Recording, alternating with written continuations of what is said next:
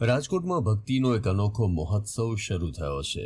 હજારો શ્રદ્ધાળુઓની આસ્થાનું કેન્દ્ર એવું શ્રી બાલાજી હનુમાનજીનું મંદિર નવા રંગરૂપમાં તૈયાર થઈ ગયું છે।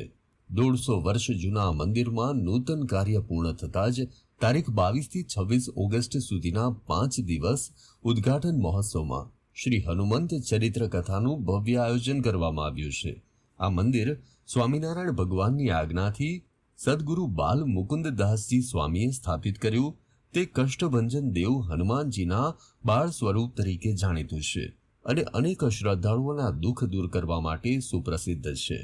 આ મહોત્સવમાં રાજકોટના ભૂપેન્દ્ર રોડ પર આવેલા શ્રી બાલાજી હનુમાનજી મંદિરમાં આજે પ્રથમ દિવસે જ અદ્ભુત વાતાવરણ જોવા મળ્યું, જેમાં સૌપ્રથમ શ્રી સ્વામિનારાયણ મંદિરથી બાલાજી મંદિર સુધી ભવ્ય પોથી યાત્રા નીકળી હજારો શ્રદ્ધાળુઓએ ભાગ લીધો। આ યાત્રા દરમિયાન ભજન કીર્તન અને નાચગાનથી વાતાવરણ ભક્તિમય બની ગયું હતું। ત્યારબાદ નૂતન મંદિર નવા સભાગૃહનું ઉદ્ઘાટન થયું, જેમાં દીપ પ્રાગટ્ય, મંગલ પ્રવચન કાર્યક્રમો યોજાયા। આ મહોત્સવનું મુખ્ય આકર્ષણ છે શ્રી હનુમંત ચરિત્ર કથા, જે દરરોજ રાત્રે 8 વાગ્યાથી 11 વાગ્યા સુધી ચાલશે।